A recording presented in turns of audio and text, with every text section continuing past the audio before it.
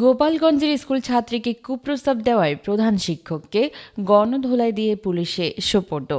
গোপালগঞ্জের কোপটালীপাড়ায় উপজেলার Mandra Rajganj United institution স্কুলে এই ঘটনাটি ঘটে।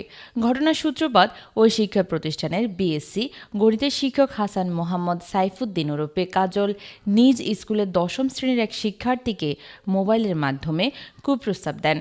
আর সেই কুপ্রস্তাবের অডিও সহপাঠীদের জানালে এ নিয়ে শিক্ষার্থী, অভিভাবক ও এলাকাবাসী ফুঁসে ওঠেন। এ নিয়ে আজ মঙ্গলবার সকালে শিক্ষা প্রতিষ্ঠানের শিক্ষার্থী, অভিভাবক ও এলাকাবাসী অভিযুক্ত শিক্ষকের বিরুদ্ধে বিক্ষোভ শুরু করেন।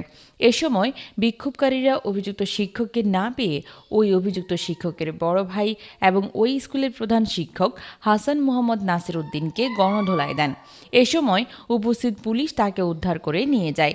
বিক্ষোভকারীদের দাবি, অভিযুক্ত শিক্ষক হাসান মোহাম্মদ সাইফুদ্দিনের আগেও বিভিন্ন সময় স্কুলের ছাত্রীদের বিভিন্নভাবে যৌন হয়রানি করে আসছে, কিন্তু তার আপন বড় ভাই হাসান মোহাম্মদ নাসির উদ্দিন প্রধান শিক্ষক হওয়ায় অর্থের বিনিময়ে অথবা বিভিন্ন প্রভাব খাটিয়ে ঘটনাগুলো ধামাচাপা দিয়েছে। তারা আরও বলেন, পূর্বের ঘটনাগুলোর সঠিক বিচার হলে আজ এই ঘটনার পুনরাবৃত্তি ঘটত না। তারা অভিযুক্ত শিক্ষকের দৃষ্টান্তমূলক শাস্তির দাবিও জানান।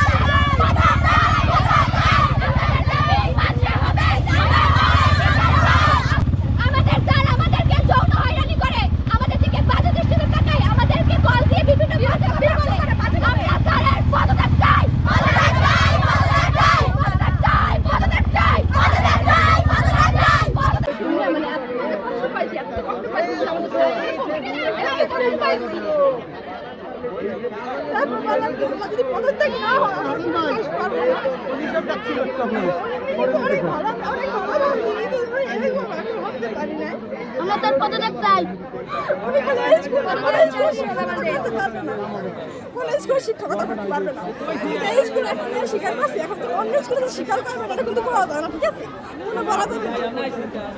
এই কাজটা 3-4 বার করা হয়েছে। এরকম ঘটনা বড় হতের কাছে অনেক শুনছি, কিন্তু বিশ্বাস করি না, কারণ এত ভালো ক্লাস করে, এত ভালো মতো কথাবার্তা বলে, এত ভালো মতো আমাদের সব বিষয়ে অনেক ভালো ভালো কথাবার্তা বলে, যে উনি যে নিজেই এরকম এরকম করবে আমরা জীবনে ভাবতে পারি না। আপুর নাম কি? আমার নাম আশালতা হাজরা। তুমি লিখতে পারো? সে আশালতা হাজরা। কোন ক্লাসে পড়েন? 9 এ পড়ি।